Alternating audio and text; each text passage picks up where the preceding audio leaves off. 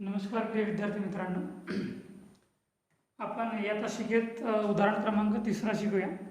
Statistics and business mathematics BCom first year second semester. याच्या आधीचं उदाहरण मी तुम्हाला पूर्णपणे समजून सांगितलं आहे आणि हा जो आता आपण या तासिकेमध्ये उदाहरण क्रमांक 3 शिकत आहोत, तर याची फोटोकॉपी मी तुम्हाला तुमच्या ग्रुपवर पाठवलो आहे. तरी सुद्धा एकदा बघा, वाचन करून दाखवत आहे तुम्हाला उदाहरण. Problem number 3. Serial number. तुम्हाला याच्यात सिरियल नंबर दिलेले आहेत 1 to 19, म्हणजेच 1 ते 19 पर्यंत तुम्हाला सिरियल नंबर दिलेले आहेत. 1 2 3 4 5 6 7 8 9 10 11 12 13 14 15 16 17 18 आणि 19. नंतर तुम्हाला सेकंड कॉलम दिलेला आहे सॅलरीचा. सॅलरीमध्ये तुम्हाला बघा, सॅलरीसुद्धा तुम्हाला दिलेली आहे 30, 92, 86, 70, 112, 120, 108, 170, 160, 150, 142, 100, 110, 138, 130, 110 अँड लास्ट इज 100. अशा प्रकारे तुम्हाला सिरियल नंबर आणि सॅलरी दिलेली आहे. त्यानुसार आपल्याला काय कॅल्क्युलेशन करायचं आहे, मीन, मीडियन अँड मोड. तर सुरुवात करूया आपण. सिंपल सिरीजवरचा हा तुमचा शेवटचं उदाहरण असू शकतो आहे, पण तुमची जास्त प्रॅक्टिस व्हावा याकरिता आपण आणखी एखाद उदाहरण घेऊया. कारण तुम्हाला खूप कमी वेळा तुम्हाला सिंपल सिरीजवर प्रश्न विचारतो आहे. जास्त तर प्रश्न डिस्क्रीट सिरीज आणि कंटिन्यू सिरीजवरच प्रश्न विचारतो आहे. तर आपण तुमची प्रॅक्टिस व्हावा, तुमचा सराव व्हावा याकरिता आपण सिंपल सिरीजवरचे उदाहरण घेत आहोत. तर बघा, जो तुम्हाला उदाहरण क्रमांक 3 मी वाचून दाखवलो आहे आणि ग्रुपवर सुद्धा पाठवलो आहे. तर त्याचं सॉल्युशन आपल्याला फक्त मीन, मीडियन आणि मोड कॅल्क्युलेशन करायचं आहे. ज्या पद्धतीने आपण कॅल्क्युलेशन करत आलेले आहोत याच्या आधी जे आपले उदाहरण झालेले आहेत त्याच पद्धतीने आपल्याला सॉल्युशन करायचं आहे. काहीच वेगळी पद्धत नाही आहे, काहीच वेगळी स्टेप नाही आहे. Answer X series. आधी आपण सुरुवात करूया एक्स सिरीजची.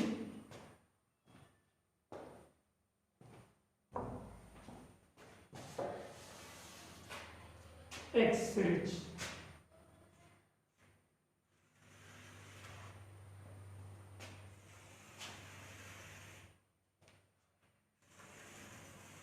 सिरियल नंबर जास्त दिलेले आहेत, त्यामुळे तुम्हाला कॉलम रॉ जास्त करावा लागेल. एक्स तुम्हाला दिलेला आहे, म्हणजे सॅलरीचा कॉलम राहणार आहे तुमचा एक्स. बघा किती सॅलरी दिलेली आहे, तर 30, 30, 92, 92, 86, 86, 70, 70, 112, 112, 120, 120, 108, 108, 170, 170, 160, 160, 150, 150, 142, 142,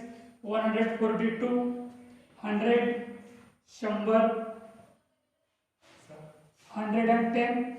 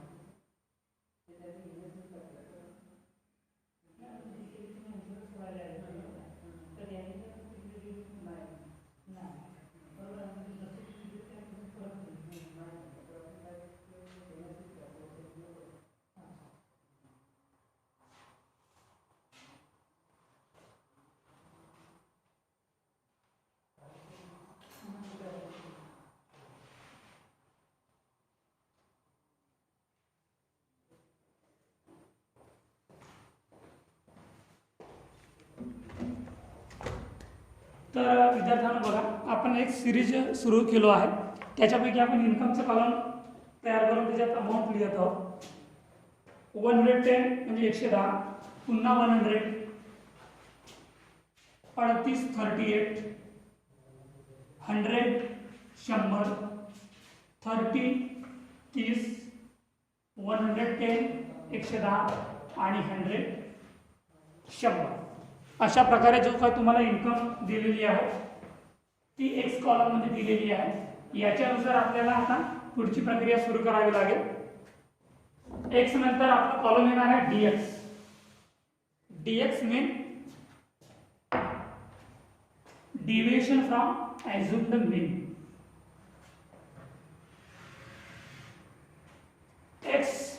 एक्स नंतर आपला कॉलम येतो आहे डीएक्स.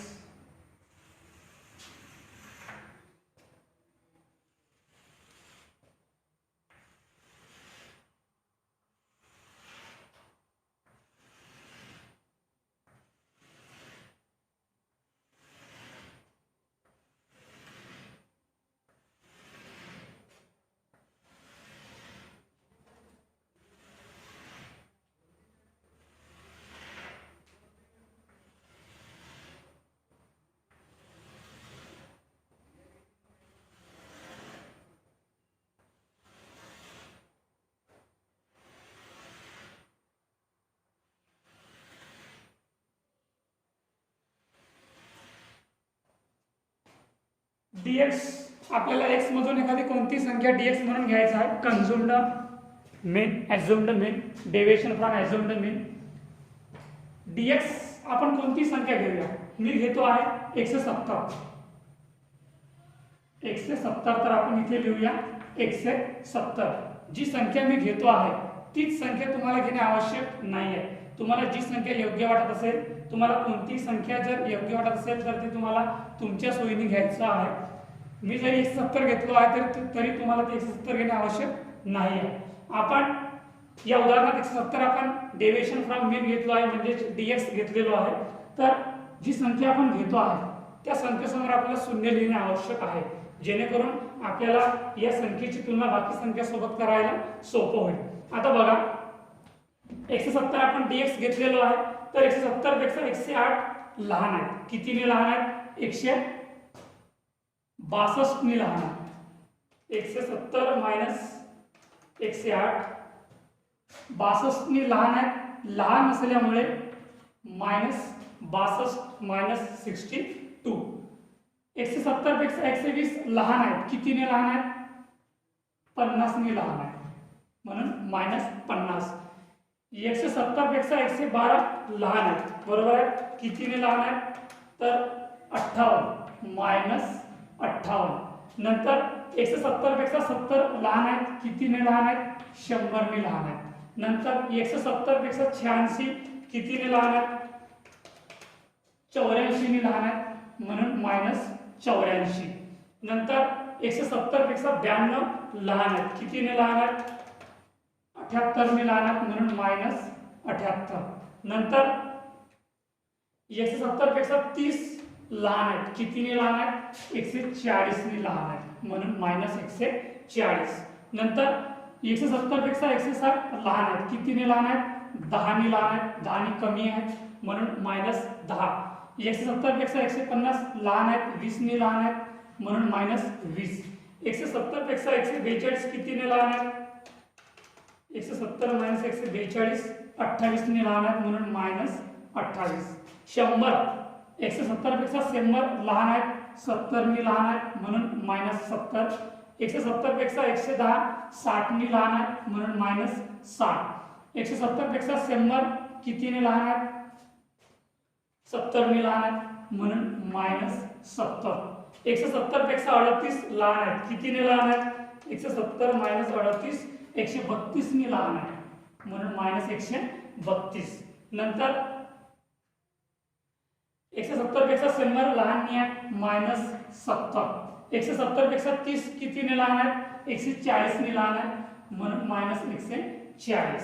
नंतर 170 पेक्षा 110 लहान आहे. 60 ने लहान आहे, म्हणून -60. पुन्हा 170 पेक्षा 100 लहान आहे. 70 म्हणून -70. अशा प्रकारे तुमच्या dx चा कॉलम तयार झालेला आहे. आपण dx या उदाहरणात 170 घेतलेले आहोत आणि त्या 170 ची तुलना आपण बाकी संख्यासोबत केलेली आहोत. तर 170 पेक्षा सर्व संख्या लहान आहेत. असं नाही की मी या उदाहरणात 170 dx ॲझ्युम्ड मीन म्हणून घेतलेले आहोत. तर तुम्हाला कोणती संख्या dx म्हणून घ्यावं लागेल, कोणती संख्या आहे, पण त्याची तुलना बाकी संख्यासोबत करत असताना बरोबर करायला पाहिजे. लहान संख्या की मोठी संख्या आहे याची जाणीव करून तुम्हाला, त्याची खात्री करून तुम्हाला ती संख्या लिहावायची आहे. dx नंतर dx स्क्वेअर, dx नंतर dx स्क्वेअर. आता याचा आपल्याला स्क्वेअर काढायचा आहे. 140 चा स्क्वेअर किती आहे? 19,600. 19,600. 78 चा स्क्वेअर किती आहे? 6,084. 6,084. नंतर 84 चा स्क्वेअर किती आहे? 7,056. 7,056. 100 चा स्क्वेअर किती राहणार आहे? 1000. सॉरी 10,000. 100 चा स्क्वेअर 10,000. नंतर 58 चा स्क्वेअर किती आहे? 3,364. 3,364. 50 चा स्क्वेअर किती राहणार आहे? 2,500. 2,500. 62 चा स्क्वेअर किती राहणार आहे? 3,844. 3,844. नंतर 0 चा स्क्वेअर 0. 10 चा स्क्वेअर 100. 20 चा स्क्वेअर 400. 20 चा स्क्वेअर 400. 28 चा स्क्वेअर 784. 784. 70 चा स्क्वेअर 4,900. 60 चा स्क्वेअर 3,600. 70 चा स्क्वेअर 4,900. 132 चा स्क्वेअर 17,424. 17,424. 70 चा स्क्वेअर 4,900. 140 चा स्क्वेअर 19,600. 19,600. 60 चा स्क्वेअर 3,600. नंतर 7 चा स्क्वेअर 4,900. तर बघा अशा प्रकारे स्क्वेअरचा कॉलम कॅल्क्युलेट झालेला आहे. dx square. जरी आपली संख्या dx च्या कॉलम मध्ये मायनस मध्ये येत असेल पण त्याचा dx स्क्वेअर हा मायनस मध्ये येणार नाही. कारण आपण जर 140 चा स्क्वेअर काढत आहोत तर -140 गुणिले -140 तर मायनस मायनस प्लस होतो आहे आणि 140 चा स्क्वेअर निघालेला 19,600. इथे प्लसचे चिन्ह आहे मात्र त्याची लिहिण्याची आवश्यकता नाहीये. तर हा झाला तुमचा dx स्क्वेअरचा कॉलम. आता याच्यानुसार आपण त्याची व्हॅल्यू काढूया की आपल्याला फॉर्म्युल्यात जी व्हॅल्यू लागतो आहे, ज्याची आवश्यकता लागतो आहे आपल्याला, ती व्हॅल्यू आपण आता काढून घेऊया. n किती आहे? 19. तुम्हाला उदाहरणार्थ सिरियल नंबर 1 ते 19 दिलेला आहे. म्हणजे शेवटचा आकडा तुम्हाला दिलेला 19 म्हणजे n राहणार आहे 19. नंतर समेशन dx. Summation dx. बघा आता समेशन dx कसं निघेल. आता समेशन dx हा मायनस किंवा प्लस मध्ये निघू शकतो आहे. याच्यात जी काही अमाउंट असतो आहे, जी काही रक्कम असतो आहे ती मायनस मध्ये असतो आहे आणि प्लस मध्ये असतो आहे. पण या उदाहरणात सर्वच्या सर्व रक्कम तुम्हाला मायनस मध्ये दिलेली आहे म्हणजे सर्वांची आपल्याला बेरीज करावी लागेल. पण येणारी बेरीज मात्र ही मायनस मध्ये राहणार आहे. तर बघा 140, 78, 84, 100, 58, 50, 62, 10, 20, 28, 70, 60, 70, 132, 70, 140, 60 आणि 70. एक आकडा माझ्या तरी मते कमी आलेला आहे काउंट. मी एकदा चेक करतो आहे. 140 plus 78 plus 84 plus 100 plus 58 plus 50 plus 62 शून्य म्हणजे त्याचं काउंट होणार नाही. 10 20 28 70 60 70 132 70 140 60 आणि 70 याची पुन्हा एकदा करतो आहे. 140 plus 78 plus 84 plus 100 plus 58 plus 50 plus 62 plus 10 plus 20 plus 28 plus 70 plus 60 plus 70 plus 132 plus 70 plus 140 60 आणि 70 1302. समेशन डीएस किती निघालेला आहे? 1302 1302 निघालेला आहे. तरी एकदा मी पुन्हा चेक करतो आहे. तुम्हाला असं परीक्षेमध्ये डबल पुन्हा चेक करण्याची गरज पडेल आणि चेक करायचं. जर एखादा आपला आकडा चुकीचा भाग झाला असेल तर त्याच्यात आपल्याला करेक्शन करता येईल. 140 78 84 100 58 50 62 10 20 28 70 60 70 132 70 140 60 आणि 70 याची बेरीज एकंदर आलेली आहे 1302. आता शेवटचा कॉलम आहे समेशन dx स्क्वेअर. याची बेरीज करूया एकंदर किती आहे ते बघा. 19,600 प्लस 6,084 प्लस 7,056 प्लस 10,000 प्लस 3,364 2,500 3,844 100 400 784 4,900 3,600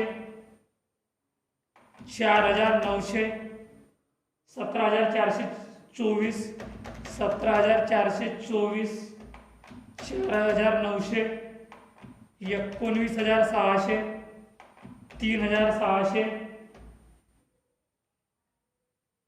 आणि 4,900 याची एकंदर बेरीज आलेली आहे 1,17,556 1,17,556. समेशन डीएस स्क्वेअर आहे 1,17,556 रुपये.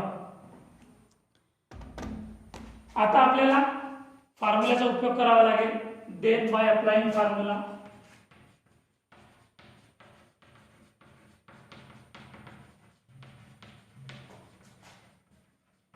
Then by applying formula, calculation of mean. First point is calculation of mean. Formula है ये is equal to x plus summation dx upon n. Putting value.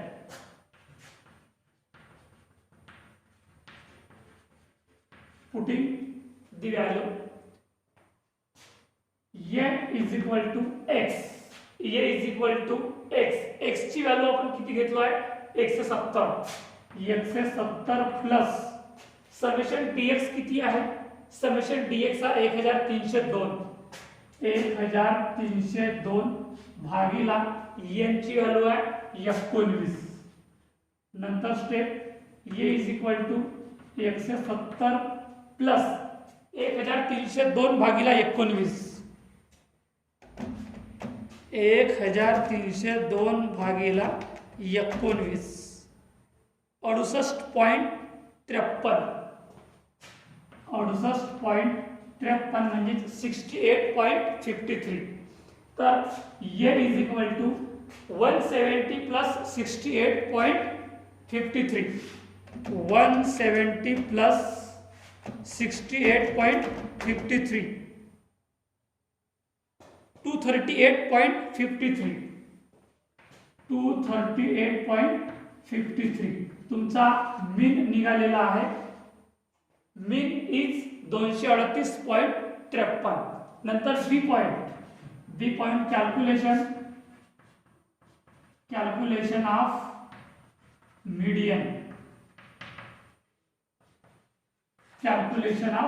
Median.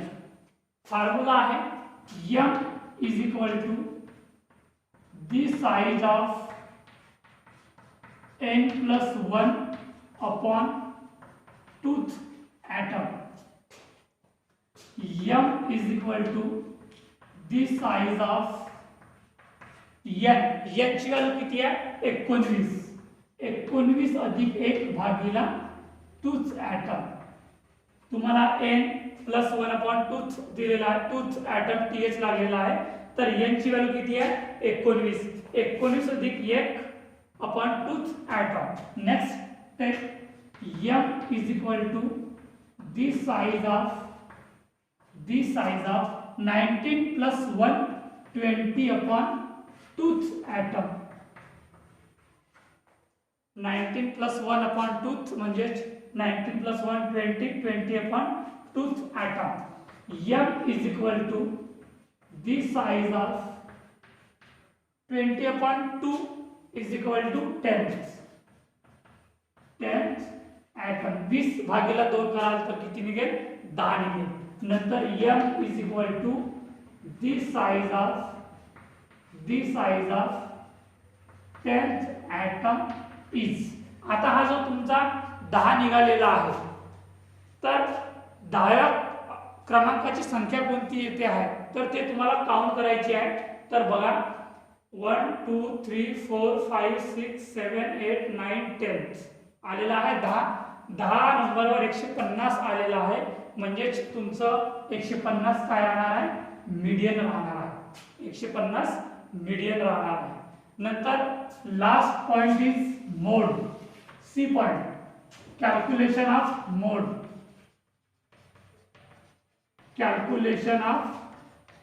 मोड. त्याला झेड या नावाने ओळखलं जातो आहे. तर Z is equal to 3m minus 2a. किंवा एखादी संख्या वारंवार रिपीट होत असेल तर अशा संख्येला आपल्याला मोड म्हणून घेता येतो आहे. अशी संख्या आपल्याला काय रिपीट झालेली आहे का जास्त time more than 3 or 4 times म्हणजे 3 किंवा त्यापेक्षा जास्त टाइम्स एखादी संख्या रिपीट झालेली आहे का तर बघा झालेली आहे तर बघूया आपण. 108 70 170 160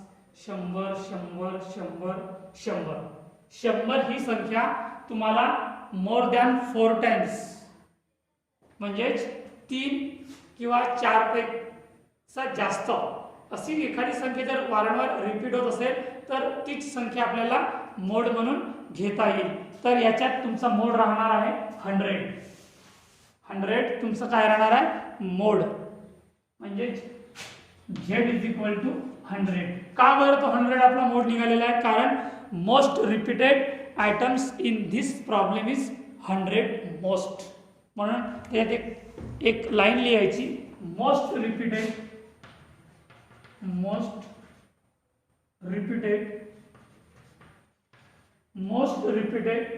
items in this problem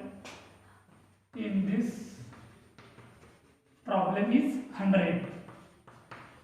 हा जो 100 आलेला आहे तो तुम्हाला जास्त टाइम या उदाहरणात रिपीट झालेला आहे म्हणून तोच आपला काय राहणार आहे मोड राहणार आहे. तर अशा प्रकारे आपला उदाहरण क्रमांक 3 संपलेला आहे.